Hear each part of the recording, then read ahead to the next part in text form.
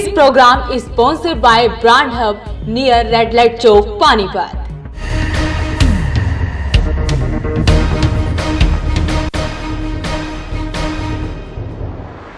School खोलने की मांग को लेकर प्राइवेट स्कूल संघ के बैनर तले प्राइवेट स्कूल संचालकों ने लघु सचिवालय पहुंच सरकार के नाम सौंपा ज्ञापन। निजी स्कूल संचालकों की मांग है कि कोरोना महामारी में वह पहले ही आर्थिक रूप से कमजोर हो चुके हैं और बच्चों की शिक्षा भी प्रभावित हो रही है। अध्यापकों ने कहा, जिस प्रकार से अन्य दुकानें, बाजार व उद्योग खुले हैं, स्कूलों को भी खोला जाए। अध्यापकों ने कहा, वह सरकार की हर गाइडलाइन का करेंगे पालन। लघु सचिवालय में एकजुट हुए जी स्कूल संचालकों ने सरकार से की मांग, खोले जाए स्कूल। पत्रकार वार्ता के दौरान प्राइवेट स्कूल संघ के अध्यापकों ने कहा कि प्राइवेट स्कूलों में कोई कोरोना संक्रमित नहीं मिला। कोरोना महामारी के कारण कई महीनों से स्कूल बंद होने के कारण प्राइवेट स्कूल संचालक परेशान हैं। कोरोना की आड़ लेकर फिर दोबारा स्कूल बंद करना प्राइवेट स्कूलों के भविष्य के लिए ठीक नहीं है। प्राइवेट स्कूल आर्थिक समस्या से जूझ रहे हैं। स्कूल बंद होने के कारण शिक्षकों के वेतन की अदायगी नहीं हो रही।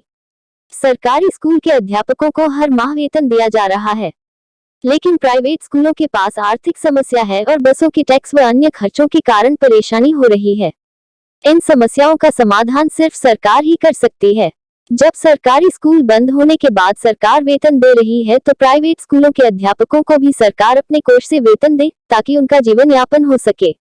निजी स्कूल संचालकों ने कहा है कि वह सरकार द्वारा जारी की गई कोविड गाइडलाइन का पालन करेंगे ताकि बच्चों के भविष्य को अंधकार में जाने से रोका जा सके। उन्होंने कहा कि घर पर बच्चे शिक्षा नहीं प्राप्त कर सकते, बच्चे मानसिक रूप से भी कमजोर हो रहे हैं, इसीलिए मुख्यमंत्री के नाम ज्ञापन सौंप जल्द स्कूल खोलने की मांग की है। डीसी को ज्ञापन देने पहुंचे स्कूलों के बारे में क्या सर, सीएम साहब को ज्ञापन सौंपा है डीसी साहब के माध्यम से, और उसमें हमने अनुरोध किया है कि स्कूलों को खोलने की अनुमति दी जाए, क्योंकि जैसे जैसे कोरोना महामारी कम होती जा रही है, केसेस पूरे भारतवर्ष में कम होते जा रहे हैं। इसको ध्यान में रखते हुए जो ना स्कूलों को खोला जाना चाहिए। लंबे समय से स्कूल बंद हैं और बच्चों की शिक्षा बहुत ही अधिक प्रभावित हो रही है। इसके दूरगामी दुष्परिणाम सामने आएंगे अगर और ज़्यादा स्कूलों को बंद रखा गया तो। अभी 2 दिन पहले यूनिसेफ और WHO के अध्यक्ष जो हैं उनकी भी एक संयुक्त बयान जारी किया गया है। उसमें भी इन्होंने कहा कि स्कूलों को खोलने पर तुरंत विचार किया जाना चाहिए। यदि स्कूल बहुत जल्दी नहीं खोले गए तो इसके दूरगामी दुष्परिणाम सामने आएंगे। तो हमने सरकार से अनुरोध किया है, सीएम साहब से, शिक्षा मंत्री जी से, कि SOP की हिदायतों को जारी करते हुए, SOP का पालन करते हुए स्कूलों को खोलने की अनुमति दी जाए, क्योंकि बच्चों के जो शिक्षा ग्रहण करने का कार्य है ऑनलाइन पूरी तरह से संभव नहीं हो पाता। जैसा कि आप जानते हैं कि लगातार पिछले 1.5 वर्ष से विद्यालय पूरी तरह से बंद हैं और केवल 9वीं से 12वीं तक के विद्यालयों को कुछ समय को खोलने के लिए अनुमति दी गई थी, और ऑनलाइन जो शिक्षा है वो सभी स्कूल देने का प्रयास कर रहे हैं, लेकिन उसके उस परिणाम इस तरह से नहीं होते जिस प्रकार ऑफलाइन क्लासेस चलती हैं। लैपटॉप और मोबाइल के सामने बैठने से बच्चों के अंदर आंखों पर प्रभाव पड़ा है, उनके व्यवहार में परिवर्तन आया है। पेरेंट्स बताते हैं कि डॉक्टर के पास ले जाते हैं तो डॉक्टर कहते हैं टीवी और लैपटॉप मोबाइल से बच्चों को दूर रखिए, लेकिन माता पिता की मजबूरी है लगातार 2-2, 3-3 घंटे लैपटॉप और मोबाइल के सामने बच्चों को बिठाना।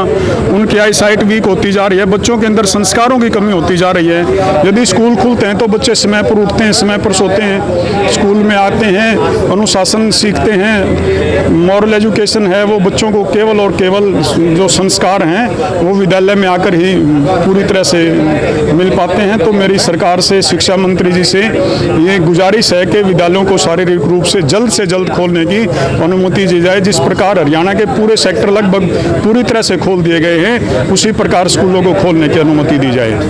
सर, स्कूल न खुलने का एक डर ये भी क्या बना हुआ है कि जो फीस हर बार एक मुद्दा रहा है, फीस पेरेंट्स देने में आनाकानी करते हैं क्योंकि स्कूल खुलते नहीं है, ऑनलाइन से वो सेटिस्फाइड भी नहीं होते हैं। लेकिन आपने परिणाम की भी बात की, 100% परिणाम ऑनलाइन जब आ रहे हैं तो फिर प्रॉब्लम कहाँ पे है? सर 100% परिणाम ऑनलाइन नहीं आ सकते। वो केवल बच्चों को लगातार ऑनलाइन शिक्षा देने से 100% परिणाम ला पाना बहुत मुश्किल है। यदि बच्चे इंजीनियरिंग में हैं या MBBS में हैं या 9 to 12 के बच्चे हैं, वो ऑनलाइन शिक्षा ग्रहण कर सकते हैं, उनके परिणाम 100% आ सकते हैं। लेकिन जो बच्चे नर्सरी में हैं, फर्स्ट सेकंड थर्ड में हैं, उनके परीक्षा परिणाम 100% आना बहुत ही असंभव है ऑनलाइन शिक्षा के माध्यम से।